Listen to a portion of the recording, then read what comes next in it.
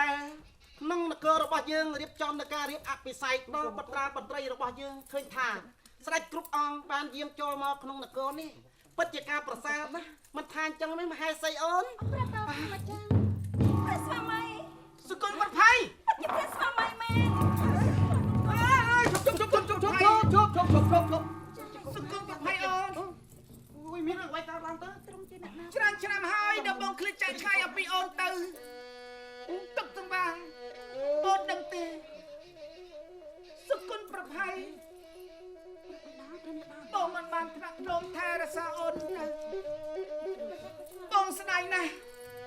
តែបងជាប់ដៃធ្វើសឹកសង្គ្រាមជាមួយប្រជាមិត្ត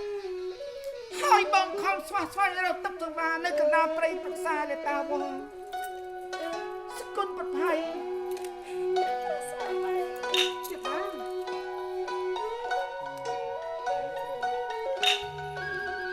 ច្រើនខែច្រើនថ្ងៃ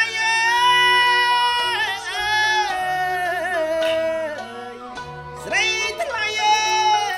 មាសបង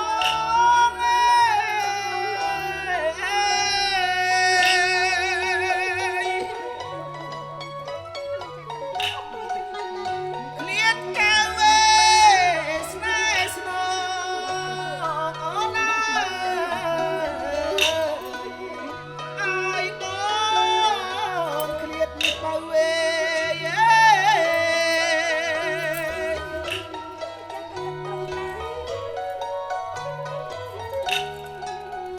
ច្រើនខែច្រើនថ្ងៃ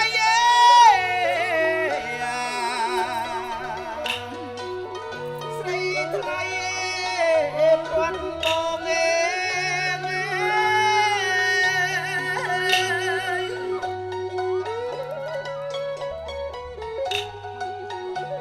អូនណាបងឡងអូនណារកតពេស្បាស្រី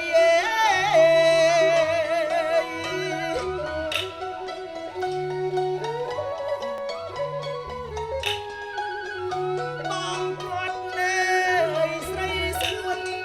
អូនណាច្បាំងណានឹងយ៉ាងព្រៃ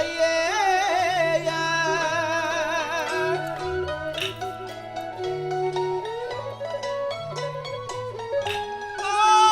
ងបានជួបមេមហាសីទៅនៅគ្រានេះហើយ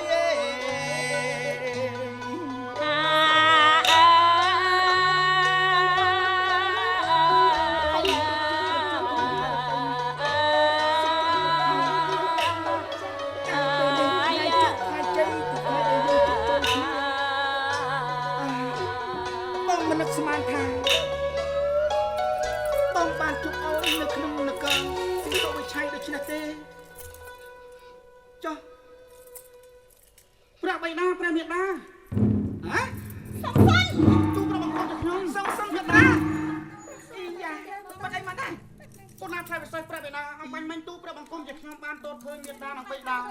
មើលអំពីខាងក្រោយហាក់ដូចជាមិនស្គាល់តែមិននឹកស្មានថាព្រះបិតាយាមមកពេលនេះសោះល្អណាស់ណាបុតជប់សិនមកចាប់អូនយ៉ាងមិនយ៉ាងមិនទៅអនុជអូនមកចាស់បងហៅអ្នកណាជាបិតា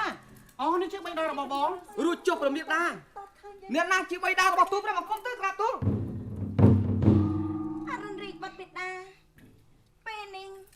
បុតត្រូវស្ដាប់បិតាណាបុតដឹងទេ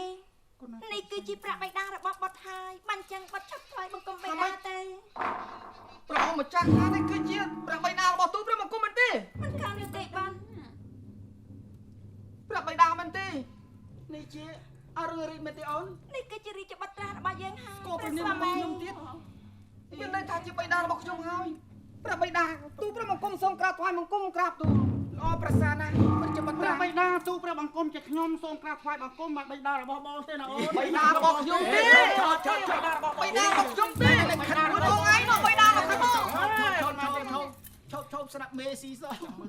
បិតាអើយបិតាមានម្ចាស់បងមកពីណានេះ ជុំទេក្រាបទូឲ្យជុំខាងណា